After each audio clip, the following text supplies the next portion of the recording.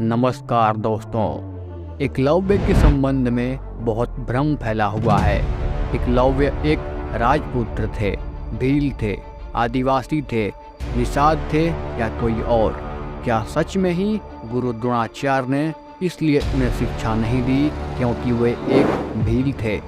इसको लेकर तमाम तरह की अटकलें लगाई जाती हैं। आइए जानते हैं इस संबंध में 10 खास बातें। नंबर 1, कहते हैं कि एकलव्य भगवान श्री कृष्ण का चचेरा भाई था। एकलव्य वासुदेव के भाई का बेटा था। यह एक जंगल में खो गया था और हिरण्यधनु नाम के निषाद राजा को वह मिला था। तब से उसे हिरण्यधनु का पुत्र ही माना जाता है। नंबर 2, यह भी कहा जाता है कि एकलव्य भगवान श्री कृष्ण के चाचा के पुत्र थे, जिसे बाल्यकाल में ज्योतिष के आधार पर वनवासी भीलराज निषाद राज हिरण्यधनु को सौंप दिया गया था। नंबर 3, महाभारत काल में प्रयाग यानी इलाहाबाद के तटवर्ती प्रदेश में सुदूर तक फैला श्रृंगवेरपुर राज्य निषाद राज हिरण्यधनु का था। गंगा के तट पर अवस्थित श्रृंगवेरपुर उसकी सुदृढ़ राजधानी थी। हिरण्यधनु का पुत्र एकलव्य था। नंबर 4, अब यह तय कर पाना मुश्किल है कि एकलव्य एक खो गया बालक था या कि हिरण्यधनु का पुत्र। वह यदि श्री कृष्ण का चचेरा भाई था तो निश्चित ही यदुवंशी था, और यदि नहीं था तो वह निषाद जाति का था। महाभारत में एक जगह उल्लेख मिलता है कि एकलव्य निषाद राज के दत्तक पुत्र थे। नंबर 5, यह धारणा गलत है कि एकलव्य को गुरु द्रोणाचार्य ने इसलिए शिक्षा नहीं दी थी क्योंकि वह एक शूद्र जाति से था, जबकि सच यह है कि द्रोणाचार्य ने भीष्म को वचन दे रखा था कि मैं आपके राज्य के राजपुत्रों को ही शिक्षा दूंगा। नंबर 6, विष्णु पुराण और हरिवंश पुराण के अनुसार एकलव्य अपनी विस्तारवादी सोच के चलते जरासंध से जा मिला था।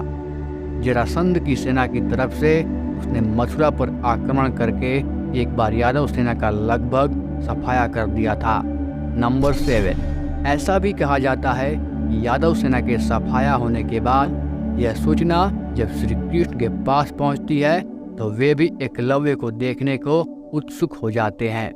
दाहिने हाथ में महज 4 उंगलियों के सहारे धनुष बाण चलाते हुए एकलव्य को देखकर वे समझ जाते हैं कि यह पांडवों और उनकी सेना के लिए खतरनाक साबित हो सकता है।